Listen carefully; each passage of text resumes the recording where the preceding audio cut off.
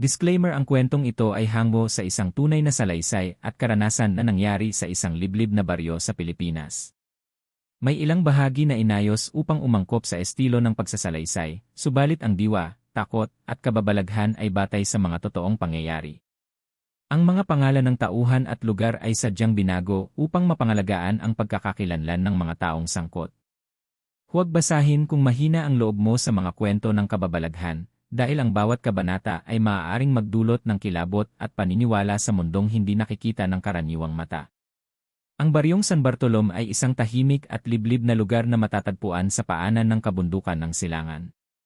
Dito, ang mga araw ay tila mabagal ang takbo at ang gabi may daladalang bigat sa dibdib ng mga taga roon. Malayo ito sa kabihasnan, at tanging ang mga matatandang kwento ang nagsisilbing aliwan ng mga taga-baryo tuwing gabi, mga kwento ng nilalang na nagtatago sa dilim, sumisipsip ng dugo, at bumubulabog sa katahimikan ng gabi. Ngunit sa kabila ng lahat, ang mga tao'y natuto ng mamuhay na may takot, basta't wag lang lalabag sa mga patakaran ng matatanda. Isang araw, isang estrangherong lalaki ang dumating sa baryo. Mataas, matikas, tahimik, at may dalang itim na backpack. Mapungay ang kanyang mga mata, ngunit tila laging alerto. Halatang hindi siya taga roon dahil sa kanyang pananamit at kilos na parang sanay sa gubat at laban. Wala siyang sinasabi kung bakit siya naroon, ngunit ang mga mata ng mga tao sa palengke ay tila nakatutok sa kanya, nagtatanong, naghihinala, at minsan ay may halong paggalang. Ano kaya ang pakay ng lalaking yon? Tanong ni Aling Talia, ang nagtitinda ng mga gulay. Baka sundalo. O baka naman albularyo, hinala ng isa pa. Pero walang sumagot. Walang makatiyak. Nanuluyan ang binata sa lumang bahay sa dulo ng baryo, isang abandonadong tahanan na dati ipagmamay-ari ng isang matandang ermitanyo. Walang gustong tumira roon dahil ayon sa mga tsismis, iyon daw ay pugad ng masasamang espiritu. Ngunit ang binata, na walang pangalan pa sa kanila noon, ay tila walang takot. Tumira siya roon na parang may hinahanap. Tuwing gabi, naririnig siya ng ilang kapitbahay na parang may inaayos sa loob ng bahay, mga kaluskos, paghampas ng kahoy, pagbubukas ng mga bag, at minsan ay kaluskos ng bakal. Walang lumalapit sa kanya. Ngunit ang mga bata, palihim siyang pinagmamasdan. Ilang araw pa lamang ang lumipas simula ng pagdating niya, isang insidente ang yumanig sa baryo. Natagpuan ang isang baka sa likod ng bahay ni Mang Tonyo, gutay-gutay ang katawan at halos wala ng dugo. Ang mga matatanda, tila alam na ang dahilan. Bumalik na naman sila, bulong ni Ka-Elias, ang pinakamatandang lalaki sa baryo. Aswang, sigaw ng ilan. Agad nilang isinara ang mga bintana at pinto, at sa utos ng mga matatanda, muling naglagay ng bawang sa bawat sulok ng bahay. Ngunit ang binata, tila walang pakialam. Lumalabas siya tuwing gabi, may dalang itim na bag, minsan ay baston, minsan ay tila itak. Minsan ay naglalaho na parang bula at umuuwi lang sa madaling araw. Hanggang sa isang araw, isang batang nawawala ang natagpuang walang malay sa gubat at ayon sa kanya, may lumilipad na nilalang na gustong isama siya pero may humarang lalaki may armas. Ang kwento ng bata ay lumaganap sa baryo at tila ang mga mata ng tao ay unti-unting bumaling sa binatang estranghero. Sino siya? Bakit niya kilala ang mga aswang? At anong klaseng tao ang lumalaban sa kanila na mag-isa? Habang lumalalim ang gabi at lumalakas ang huni ng mga paniki sa langit, alam ng mga taga-baryo na ang kanilang panibagong panauhin ay hindi ordinaryo. Isa siyang tagapagbantay, isang tagapaghiganti, isang nilalang na masanay sa dilim kaysa sa liwanag. At sa kanyang katahimikan, isang lihim ang unti-unti nang mabubunyag, isang dahilan kung bakit siya dumating sa baryong matagal ng ginugulo ng mga aswang. Makalipas ang ilang araw mula nang dumating ang binatang estranghero, unti-unting naramdaman ng mga taga-baryo na may nagbabadyang panganib sa paligid. Bagamat tila kalmado ang araw, ang gabi na may nagsimulang maging kakaiba. May mga tunog na di maipaliwanag, may mga aninong dumaraan sa labas ng mga bintana, at may mga hayop na bigla na lamang nawawala. Si Aling Minda, isang biyudang naninirahan mag-isa sa tabing ilog, ang unang tumakbo sa gitna ng baryo upang magsumbong. May dumapo sa bubong ko kagabi. Mabigat. At may narinig akong kalmot sa pader, parang may matutulis na kuko, nanginginig niyang salaysay sa mga kapitbahay. Kinabukasan, natagpuan sa gilid ng kanyang bahay ang bangkay ng kanyang alagang kambing, wasak ang tiyan, wala ng bituka, at walang dugo. Napuno ng hilakbot ang mga tao. Sa loob ng 2 linggo, 5 pang insidente ng pagpaslang sa mga alagang hayop ang naiulat. Lahat ng ito ay may parehong palatandaan, walang ingay sa gabi, walang bakas ng paa, at tila hindi ordinaryong hayop ang gumawa. Samantala, ang binata na ngayon ay tinatawag na lamang ng mga tao sa baryo bilang tagalabas ay nananatiling tahimik. Tuwing gabi, umaalis siya mula sa kanyang tirahan, bitbit ang isang matulis na patpat at itim na bag, walang may lakas ng loob na kausapin siya ng harapan, pero palihim siyang sinusundan ni Kaloy, isa sa mga kabataang masyadong mausisa. Isang gabi, nasundan ni Kaloy si tagalabas hanggang sa masukal na bahagi ng kagubatan. Nagkubli siya sa likod ng isang punong may luntiang baging. Doon niya nasilayan ang estranghero na tila may hinahanap sa lupa, kumikilos ng dahan-dahan, parang may sinusubaybayang mga bakas. Minsang napatingin si tagalabas sa langit, napaluhod siya at dinampot ang isang bagay. Sa isang iglap, inamoy niya ito at sinabing, sariwa pa kakadaan lang niya dito. Hindi nagtagal, may narinig silang kakaibang huni, parang babae na umiiyak, ngunit may halong matinis na ungol. Ang mga dahon ay biglang nagsayaw sa malamig na hangin, at may aninong dumausdos sa itaas ng mga puno. Takot na takot si Kaloy kaya't napaatras siya, at nadaganan ang isang tuyong sanga. Naputol ito at lumikha ng ingay. Agad na tumingin si tagalabas sa direksyon ni Kaloy. Lumabas ka na, anya, hindi galit kundi may pag-aalalang tinig. Pasensya na po, gusto ko lang po malaman kung anong ginagawa nyo, takot na tugon ni Kaloy. Ngumiti si tagalabas. Hindi ka dapat nandito. May sumusunod sa atin. Biglang bumigat ang hangin. Umikot ang malamig na simoy, at mula sa dilim, isang nilalang na walang ulo, ngunit may pakpak ang lumipad mula sa mga sanga ng kahoy, manananggal. Tumilapon si Kaloy sa gulat, at si tagalabas ay mabilis na hinugot ang itak mula sa kanyang bag. Magsara ka ng tainga, utos niya. Isang malakas na huni ang lumabas sa bibig ng nilalang, isang tunog na tila nagpapahina ng tuhod at nagpapahinto ng pintig ng puso. Ngunit si tagalabas, tila hindi apektado. Sa isang iglap, tumalon siya at hinarang ang manananggal. Isang iglap ng tunog ng kalawangin na metal ang pumuno sa hangin. Nagsagupaan sila sa gitna ng dilim. Tumakbo si Kaloy pauwi habang umiiyak. May aswang! May aswang sa gubat! Nagkagulo ang mga tao. Ang mga matatanda ay nagbitbit ng mga anting-anting, ang mga batay itinago sa loob ng bahay, at ang simbahan ay pinuno ng mga nagrorosaryo. Makalipas ang ilang oras, bumalik si tagalabas sa baryo, may sugat sa balikat, may dugo sa kanyang damit, ngunit buhay. Tumayo siya sa gitna ng plaza, sa harap ng mga taong nanonood mula sa kanilang bintana. Sinasabi ko sa inyo, totoo ang mga aswang dito. At mas lalakas pa sila. Tahimik ang lahat. Hindi ako narito para magdala ng gulo. Nandito ako para tapusin ang simula pa lamang ninyong pinikitang kasamaan. At tuluyan siyang naglakad paalis, patungo sa kanyang tirahan, habang ang lahat ay tila natulala sa kanyang sinabi. Simula noon, naging laman ng bulong-bulungan si tagalabas.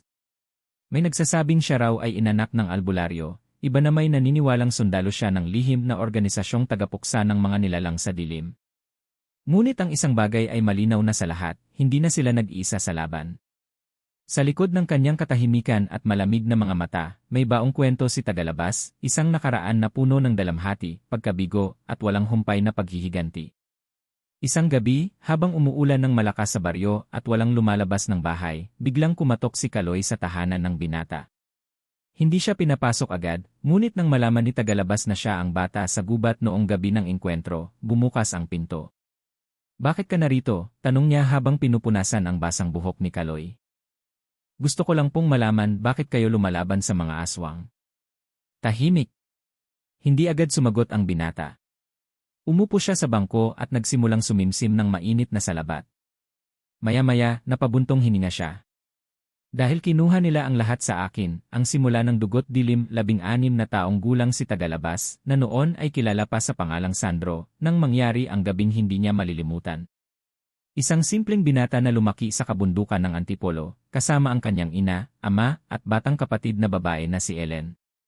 Masaya ang kanilang buhay, kahit salat sa yaman. Ang kanilang ama ay isang mangingisda, at ang inay manghihilot sa kanilang maliit na barangay. Isang gabi, habang abala sa pag-aayos ng hapunan si Ellen, biglang tumahol ng malakas ang kanilang aso. Sumilip si Sandro sa bintana, at nakita niya ang isang babaeng nakaputi, nakatayo sa likod ng punong mangga, hindi kumikilos. Nilapitan ito ng ama niya upang tanungin kung anong kailangan. Ngunit hindi na ito nakabalik.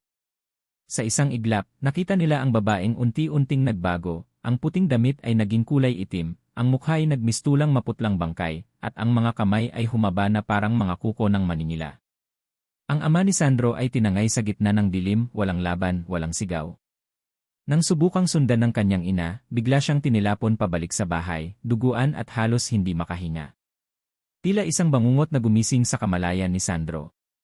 Tumakbo siya upang humingi ng tulong, ngunit ang mga kapitbahay ay takot, walang gustong sumama.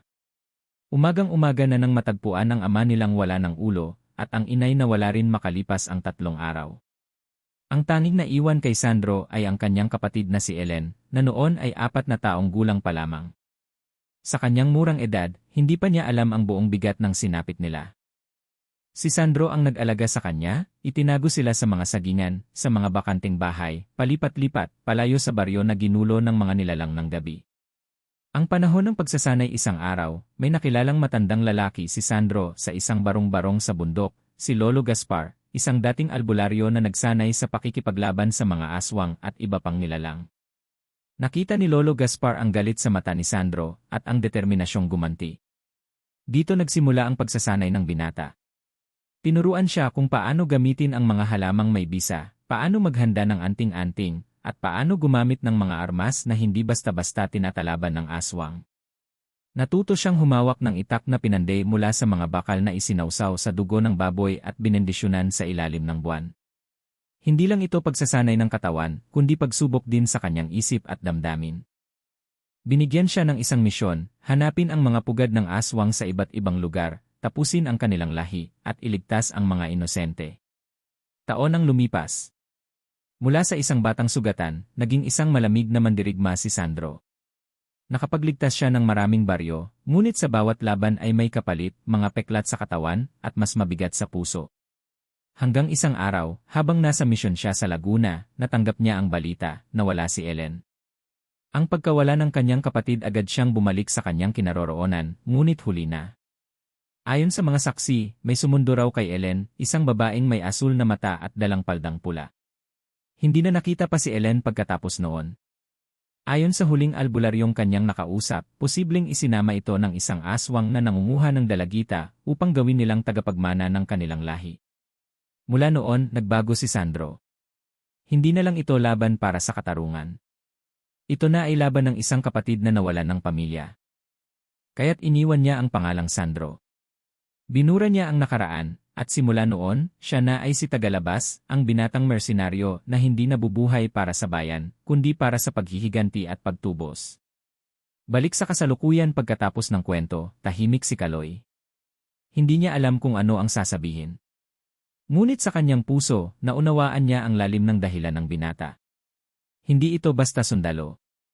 Isa itong nilalang na pinanday ng sariling sakit. Pasensya na po kung ako'y matanong, ani Kaloy. Pero kung ganun, hinahanap niyo pa rin ang kapatid niyo. Hindi lang siya, sagot ng binata. Hinahanap ko rin ang babaeng aswang na kumuha sa kanya. Sa labas, biglang umambon. Ang tunog ng patak ng ulan sa bubong ay tila tugtog ng isang panibagong kabanata. Sa dilim ng gabi, muling tumayo si Tagalabas, kinuha ang kanyang itak, at nagsindi ng ilaw sa kanyang sinturon.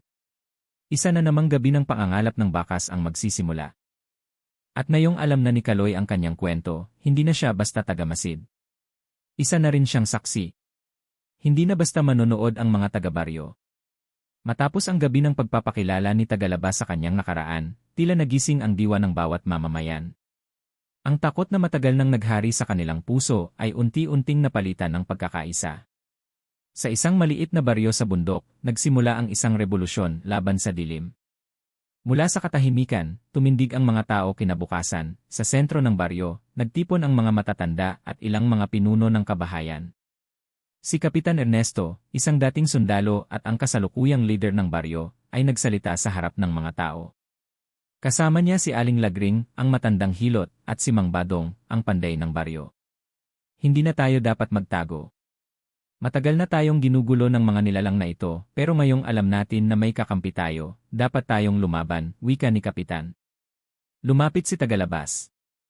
Bitbit niya ang isang mapa ng kabundukan. Ipinakita niya ang mga lugar kung saan may malalakas na enerhiya ng mga aswang, ayon sa kanyang mga nakuhang bakas. May 3 lugar na dapat nating bantayan, ang kuweba sa silangan, ang sapa sa may gubat, at ang lumang bahay sa tabing bundok. Malalakas ang presensya nila roon, paliwanag niya. Ang lahat ay nakinig. Wala ni isa ang umalma. Sa halip, isa-isa silang tumindig, nagpahayag ng tulong, at nagsimulang maghanda. Ang pagbuo ng sandata at proteksyon si Mang Badong ang nanguna sa paggawa ng mga kagamitang panlaban. Gumawa siya ng mga sibat na nilubog sa langis ng niyog na may durog na bawang, at mga pana na may talim na ginto mula sa lumang kwintas ng kanyang asawa. Ayon sa paniniwala, ang gintong pinainitan sa dasal ay nakapagsusunog ng balat ng aswang. Samantala, si Aling Lagring ay nagsimula ng paghahanda ng mga mutya at amuletong mula sa ugat ng kamangyan, dahon ng ruda, at balahibo ng tandang. Ang mga bata ay tinuruan kung paano ilagay ang mga anting-anting sa paligid ng bahay, habang ang matatanda naman ay nagsanay sa pagsindi ng mga insensong nagtataboy ng masasamang espiritu. Si Tagalabas, sa kabilang dako, ay nagsimula ng pagsasanay ng ilang piling kabataan na nais sumama sa kanyang mga gabi ng pagbabantay. Isa na rito si Kaloy na bagaman bata pa, ay may tapang na lumalampas sa kanyang edad. Ang pagsubok ng lakas, unang misyon ng grupo dumating ang unang gabi ng kanilang misyon bilang isang grupo. Sama-sama silang nagtungo sa kuweba sa silangan, isa sa mga tinutukoy ni Tagalabas bilang pugad ng kasamaan. Kasama niya si Kaloy, Mang Badong, at si Mateo, isang magsasakang may taglay palang paningin sa dilim dahil sa lahi nitong may agimat. Tahimik ang paligid. Ang huni ng mga paniki ay tila babala ng nalalapit na panganib. Dito nagsisimula ang tunay na laban, bulong ni Tagalabas habang inaayos ang hawak na itak. Sa loob ng kuweba, naamoy agad nila ang amoy ng dugo at nabubulok na laman. May mga butong nagkalat, at sa dingding ay may mga ukit ng mga simbolong lihim, simbolo ng pagkakatipon ng mga aswang. Biglang may narinig silang sigaw. Isang babae nakatali sa pader ng kuweba. Buhay! Agad silang nagmadali. Ngunit hindi pa man nila maililigtas ang babae, isang malakas na pag-ugong ang sumabog mula sa kailaliman ng kuweba.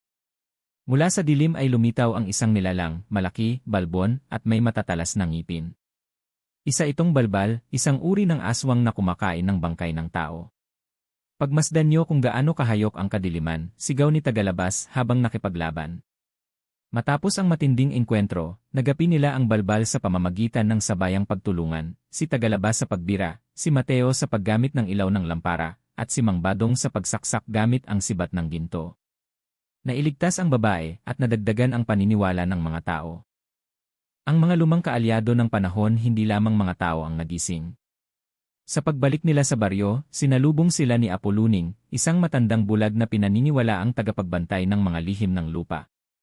Dati siyang albularyo, ngunit itiniwalag sa lipunan dahil sa kanyang kakaibang kakayahan, nakikita niya ang mga espiritu ng kabubatan. Ang gubat ay buhay.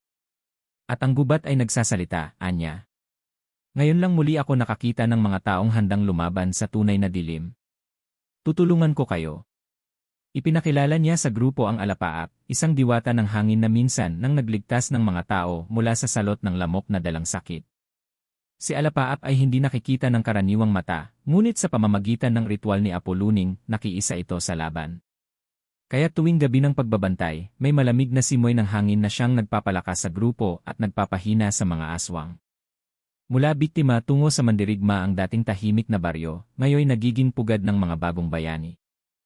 Isang alyansa ang nabuo, mga taong may paninindigan, may pananampalataya, at may tapang na harapin ang dilim. At sa gitna ng lahat ng ito, si Tagalabas ang kanilang patnugot, ang liwanag sa gabi, at ang apoy sa kanilang damdamin. Wika niya, hindi ito laban ng isa. Laban ito ng bawat puso na sawa na sa takot. Bawat hakbang nating sabay ay pagwasak sa pader ng kasamaan.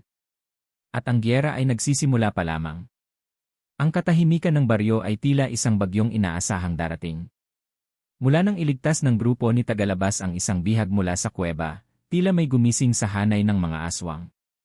Ang pagbabalik ng laban ay hindi maiiwasan, at ang unang hakbang ng mga nilalang ng dilim ay isang karumal-dumal na pagbabalik. Gabi ng kakaibang katahimikan, ikawalo ng gabi. Ang mga kabahayan ay may sindi ng kandila at insenso. Halos lahat ay may mutyang nakasabit sa pintuan.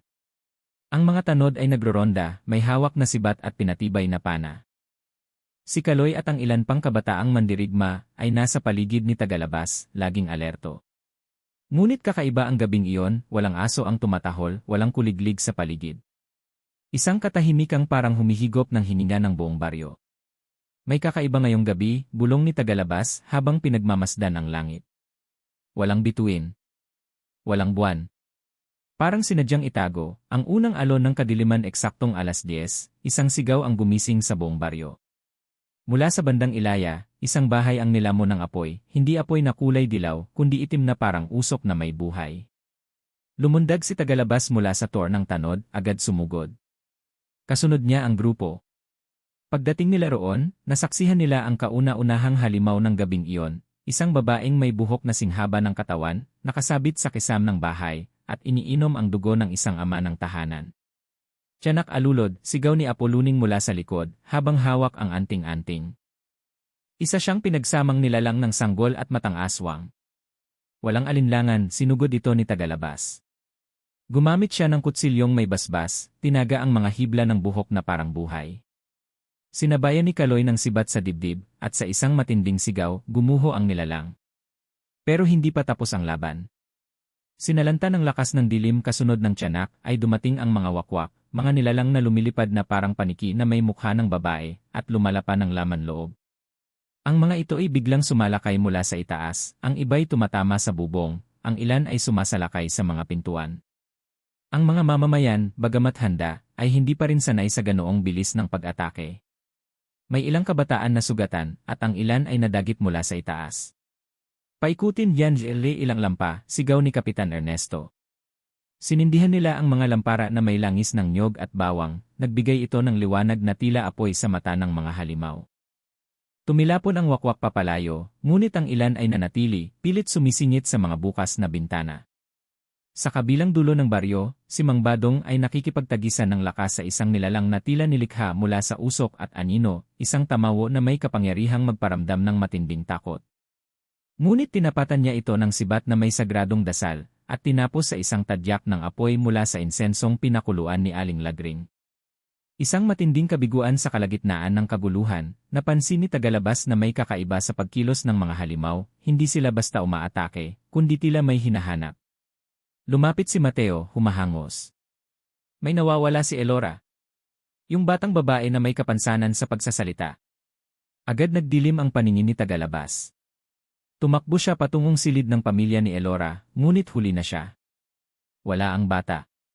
Sa dingding ay may nakasulat sa dugo, bata para sa bata. Ikaw ang nagsimula, kami ang tatapos. Nanginig si tagalabas. Ang kanyang mga tuhod ay tila ng hina. Parang tinamaan ang kanyang puso, paalala ng kanyang kapatid na si Ellen, na nawala rin sa parehong paraan. Pagsusukli ng laban hindi siya nagpatinag. Sa halip, itinaas niya ang kanyang itak at sumigaw, itong gabing tandaan ng lahi niyong itim. Maliben ikinalaban niyo. Sa kanyang sigaw, muling tumindig ang mga tao. Ang baryo ay unti-unting nakabawi, pinagtulungan nilang itaboy ang natitirang halimaw gamit ang pinagsamang dasal, sandata, at liwanag ng pag-asa. Bandang 3:00 ng madaling araw, muling nanahimik ang baryo. Ang mga aswang ay umatras, ngunit hindi natalo. Bumalik lang sila sa kadiliman, iniwan ang baryo sa takot, sugat, at pangako ng muling pagbalik. Pagtatapos ng gabi ng dugo sa pagdating ng umaga, isa-isang inilibing ang mga nasawi. Walang nagsalita, ngunit lahat ay may isang damdamin, galit. Hindi na natin sila hahayaan, ani ni Aling Lagring. Binalikan tayo, ibig sabihin natakot sila. At sa takot nila, lalong lumalakas ang ating dahilan. Lumapit si Kaloy kay tagalabas. Kailangan pa ba nating maghintay ng panibagong gabi para lumaban? Ngumiti ang binata. Hindi.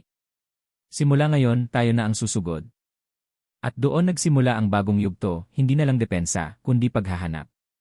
Isang misyon na isusulong ang pagtugis sa pinuno ng mga aswang. Matapos ang madugong pag-atake sa baryo, hindi na sapat para kina tagalabas at sa mga mamamayan ang simpleng pagbabantay. Ang naging kapalit ng buhay ng mga inosente at ang pagkawala ni Elora ay tila naglagay ng bagong apoy sa kanilang mga puso. Hindi na sila maghihintay ng kasunod na atake. Panahon na upang salakayin ang mismong pinagmumulan ng kasamaan, ang pugad ng mga aswang. Pagbubunyag ng lokasyon ng pugad sa isang lihim na pagpupulong, ipinakita ni Apoluning ang isang lumang mapa na kanyang itinatago mula pa noong kabataan niya. Ito raw ay ibinilin sa kanya ng kanyang amang albularyo na minsan ding lumaban sa mga nilalang ng dilim. Sa likod ng kabundukang binagtas, may isang lugar na hindi basta-basta nararating ng ordinaryong tao. Tinatawag itong Kulambong. Dito nakatago ang pinakapuno ng mga aswang, si Kalunsod, pahayag ni Apoluning. Napatingin ang lahat kay Tagalabas. Si Kalunsod. Siya ang dahilan ng pagkamatay ng aking kapatid, mahinang sabi nito, sabay higpit ng hawak sa kanyang itak. Ang paghahanda sa mahabang labanan hindi ito ordinaryong ekspedisyon.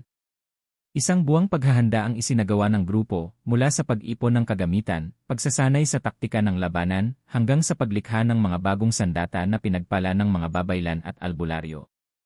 Gumawa si Mang Badong ng mga panang may pulbos ng bulalakaw na nakuha nila mula sa isang dating minahan.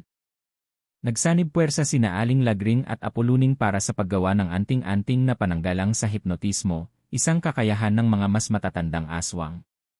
Si Kaloy, Mateo, at ilan pang kabataang mandirigma ay sumailalim sa ritual ng kagitingan kung saan sila ay ipinailalim sa apoy at hangin bilang tanda ng paglilinis ng kaluluwa bago ang digmaan. Hindi tayo pupunta roon para lang gumanti. Pupunta tayo roon para tapusin ang lahing nagpapahirap sa atin, ani Tagalabas. Pagpasok sa lalim ng gubat nang dumating ang itinakdang araw, 6 silang lumisan mula sa baryo. Sina Tagalabas, Kaloy, Mateo, Mang Badong, Aling Lagring, at Apoluning. Sa bitbit nilang kaalaman, panalangin, at sandata, tinahak nila ang madilim na kagubatan patungong Kulambong. Ang una nilang dinaanan ay ang awa ng alitaptap, isang bahagi ng gubat na may libo-libong alitaptap. Ngunit imbes na liwanag, ang mga ito ay nagdudulot ng panlilinlang, parang ilusyon. Ang hindi alam ng marami, ang mga alitaptap ay mga binatbat, espiritu ng bata na kinain ng mga aswang at ginawang bantay. Huwag kayong titingin sa mata nila. Tingin lang sa lupa, babala ni Apoluning. Tagos ang lamig sa bawat hakbang nila, ngunit nanaig ang kanilang tapang. Isa-isang binigkas ni Aling Lagring ang orasyon, hanggang tuluyang naglaho ang ilusyon ng daan. Ang mabangis na tagapangalaga sa kalagitnaan ng paglalakad, isang dambuhalang ahas na may mukha ng tao ang bumara sa kanilang daraanan. Ang katawan nito ay parang pinagsamang kaliskis ng uwak at itim na alkitran. Ito ay si Silik, ang tagapagbantay ng hangganan ng Kulambong. Tigilan niyo ang paglalakbay. Ang lugar na iyon ay hindi para sa tao, anang ahas sa tinig na tila pabulong pero malinaw sa pandinig. Ngunit hindi nagpatinag si Tagalabas. Sa isang mabilis na kilos, sinaksak niya ang dila ng nilalang habang si Kaloy ay nagbitaw ng palasong may langis ng ruda. Umiyak ang halimaw sa sakit, lumubog sa lupa, at sa wakas, binuksan ang daan patungo sa huling bahagi, ang mismong pugad. Ang pugad ng kadiliman ang Kulambong ay isang lugar na nababalot ng itim na ulap. Walang araw ang sumisikat dito. May mga bahay na yari sa buto, mga puno na parang may mukha, at hanging may amoy ng bulok na karne. Sa gitna ng lugar ay may malaking templo na hugis kampana, dito raw nananahan si Kalunsod. Bago sila makapasok, may isang nilalang na sumalubong, isang matandang babae na may 6 na kamay. Siya raw si Inang Itlog, ang tagapangalaga ng templo. Isang kapalit para sa daan. Isang alaala o isang buhay, anya. Walang nagsalita. Ngunit biglang lumapit si Apoluning. Ako na. Akin ang alaala. Sa akin niyo kunin. Pagkatapos ng ritual, bumagsak si Apoluning, hindi patay, pero wala nang naalala ni ang kanyang pangalan. Simula ng digmaan sa pagpasok nila sa templo, naramdaman na nila ang bigat ng enerhiya. Ang loob nito ay puno ng banga na may laman na mata, buhok, at dila, mga bahagi ng mga biktima ng aswang. Sa dulo ng bulwagan, may isang trono, at sa trono, may nakaupo, si Kalunsod. Dumating rin kayo, wika nito sa tinig na parang tunog ng maraming tao na sabay-sabay. Hindi na kami aalis hanggat hindi ka nawawala, sagot ni Tagalabas. Itaklaban sa kasamaan at doon nagsimula ang pinakamatinding labanan. Si Kalunsod ay may kapangyarihang magparami ng sarili habang nakalilipat ng anyo. Ngunit handa si Tagalabas. Ginamit niya ang itak ni Amang, isang itak na may ukit ng pangalan ng bawat napatay niyang halimaw. Ang bawat palo ay may kasamang sigaw ng galit, pighati, at paghihiganti. Sa likod niya, si Kaloy ay patuloy sa pagbato ng pana. Si Aling Lagring ay nagbibigkas ng orasyon, habang si Mateo ay nagtatanggol gamit ang ilaw ng bato mula sa bundok. Sa huli, nabiyak ang templo, at ang liwanag ng araw ay muling sumilip sa loob ng kulambong. Ngunit ang tanong, tuluyan na bang napuksa ang kadiliman? O may natirang binhi na muli na namang tutubo? Nayanig ang buong pugad ng kulambong. Sa pagbagsak ng templo, ang liwanag ng araw ay muling tumagos sa lupaing matagal nang nabalot ng kadiliman. Ngunit hindi pa tapos ang lahat. Sa gitna ng guho, isang figura ang unti-unting bumangon, isang nilalang na kalahating tao, kalahating anino. Si Kalunsod, ang hari ng mga aswang, ay buhay pa. Ang huling laban hindi na ito ang Kalunsod na nakita nila kanina. Ang kanyang katawan ay nagbago, ang mga buto niya ay tila nagiging usok, ang kanyang mukha ay walang mata, kundi itim na hukay. Isang nilalang na puno ng galit at ngayon, puno rin ng takot sapagkat alam niyang tapos na ang kanyang panahon. Tumindig si Tagalabas, sugatan ngunit matatag. Ang kanyang mga kamay ay nanginginig hindi sa takot, kundi sa bigat ng laban at damdaming pilit niyang itinatago. Para kay Elora. Para sa kapatid ko. At para sa lahat ng kinitil mo ng walang awa, bulong niya habang hinahawakan ang kanyang itak. Lumundag si Kalunsod, ngunit sinalubong siya ni Tagalabas ng saksak sa dibdib. Sumigaw ang nilalang, hindi dahil sa sakit, kundi dahil sa liwanag na bumalot sa kanyang katawan. Ang itak ay hindi ordinaryong sandata. Ito ay pinanday gamit ang luha, dugo, at panalangin ng isang ama. Sakripisyo ni Aling Lagring sa panahong si Kalunsod ay halos mawalan ng anyo, bigla itong nagsimulang maglabas ng itim na usok mula sa kanyang bunganga, isang sumpang magbubuhay muli sa mga napatay niyang nilalang. Magsisimula ulit ang gabi, anang hari. Ngunit bago ito ganap na maikalat, lumapit si Aling Lagring. Niyakap niya si Kalunsod mula sa likod at binigkas ang orasyong pangwakas, isang dasal na hindi niya kailanman ginamit dahil sa kapalit nitong buhay. Sa liwanag ng Diyos at ng kalikasan, binabasag ko ang tanikala ng kadiliman. Kapalit ng aking hininga, kalayaan ng lahat. Sa isang sigaw, nagliwanag ang buong paligid. Napasigaw si Kalunsod. Naglaho ang kanyang katawan na tila abo na tinangay ng hangin. Pagbagsak ng liwanag, wala na si Aling Lagring. Pagtangis at pagsalubong sa bukas walang nagsalita. Si Kaloy ay lumuhod at humagulgol. Si Mateo ay napayuko sa bigat ng konsensya. Si Mang Badong ay tinapik ang balikat ni Tagalabas. Totoo kang pinili. Pero ang kapalit mahal. Dahan-dahang lumakad si Tagalabas patungo sa naiwang espadang naiwan ni Kalunsod. Kinuha niya ito, binali at ibinaon sa lupa. Wala nang susunod sa kanya. Tapusin natin dito, anya.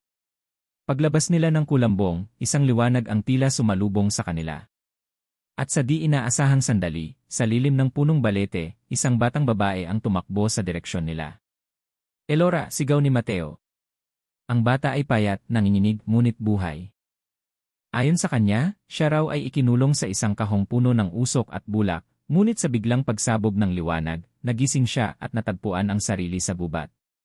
Pagbalik sa baryo bumalik sila sa baryo bitbit ang balita ng tagumpay, ngunit may kabuntot na lungkot. Itinayo nila ang isang dambana para kay Aling Lagring, at sa dambanang iyon isinulat, siya ang liwanag sa gabing pinakaitim. Babaeng hindi lang albularyo, kundi ina ng liwanag. Si Apoluning ay patuloy pa ring walang alaala, ngunit sa tuwing makikita niya ang itak ni Tagalabas, napapangiti siya. Ang baryo ay unti-unting bumangon. Hindi na sila naniniwala sa takot. Hindi na sila alipin ng kwento. Sila na ang may hawak ng kwento. Ang panibagong layunin isang gabi, habang nakaupo si Tagalabas sa itaas ng burol, lumapit si Kaloy.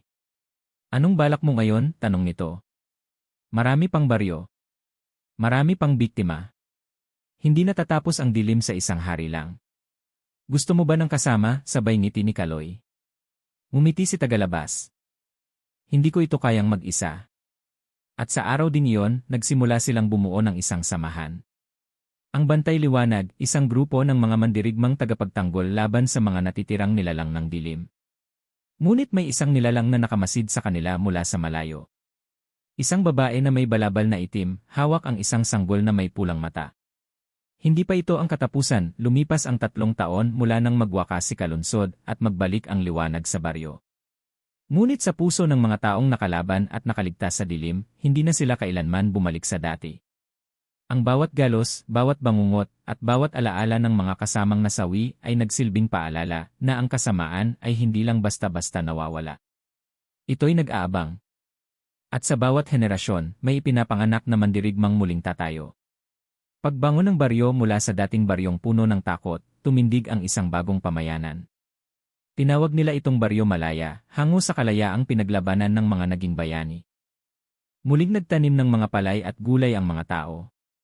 Ang kabundukan ay binuksan para sa mga panibagong daan at lagusan. Nagtayo sila ng Bantay Liwanag School, kung saan tinuturuan ang mga kabataan hindi lang ng pagbasa at pagsusulat, kundi pati ng kasaysayan ng kanilang bayan at ang pagharap sa mga nilalang ng dilim. Ang mga larawan ni Aling Lagring, Apoluning, at iba pang mga mandirigma ay nakaukit sa pader ng paaralan upang ipaalala sa lahat ng mga bata kung kaninong balikat sila nakatayo. Ang landas ni Tagalabas si Tagalabas ay hindi na bumalik sa buhay militar. Sa halip, siya na ngayon ang pangunahing tagapagsanay sa Bantay Liwanag. Kasama si Kaloy, bumubuo sila ng mga grupo ng tagapagtanggol para sa ibang mga kalapit baryo. Ang laban ay hindi lang sa halimaw. Minsan nasa loob din ng puso ng tao, anya sa isang lektura sa mga kabataang mandirigma. Sa tuwing makikita ng mga bata si Tagalabas, sila'y tumatayo ng tuwid, hindi dahil sa takot, kundi sa paggalang sa isang buhay na alamat. Panibagong banta isang gabi, habang tahimik na nagpapahinga ang baryo, isang pangitain ang dumating kay Apoluning na ngayoy muling nabibigyan ng maliliit na sulyap ng kanyang alaala. Sa kanyang panaginip, nakita niya ang isang itim na aninong bumababa mula sa ulap, tangan ang sanggol na may pulang mata.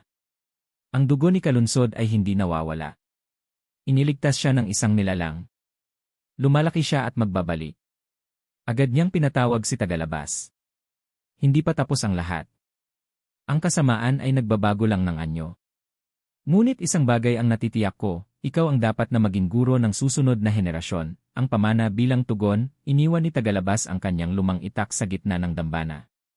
Sa halip, gumawa siya ng 3 batas ng mandirigma na siyang ituturo sa mga susunod. Ang tunay na laban ay para sa kapwa.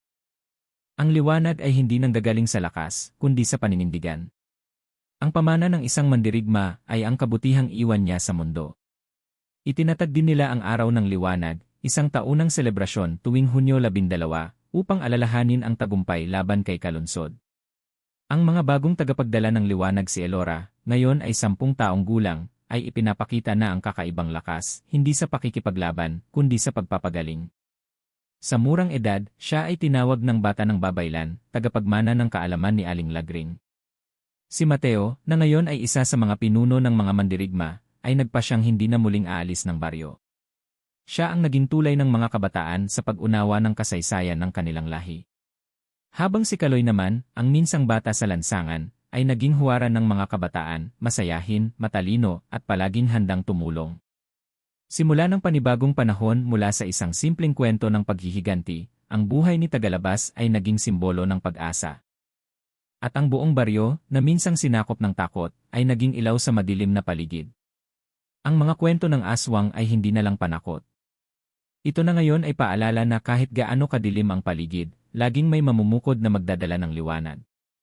Huling salita sa bandang huli ng kwento, makikita si Tagalabas na naglalakad sa gilid ng gubat, patungo sa isang maliit na kubo. Pagpasok niya, sinindihan niya ang isang lampara. Kung may darating mang bagong dilim, handa na kami. Sa labas ng kubo, nakatayo si Elora, si Kaloy, at ilang batang mandirigma. Sa kanilang mga mata ay hindi lang tapang, kundi pag-unawa. At sa hangin, tila may tinig ng mga yumaw, hindi natatapos ang kwento ng liwanag. Ito'y ipinapasa. Isang mandirigma sa isa pa. Na 37,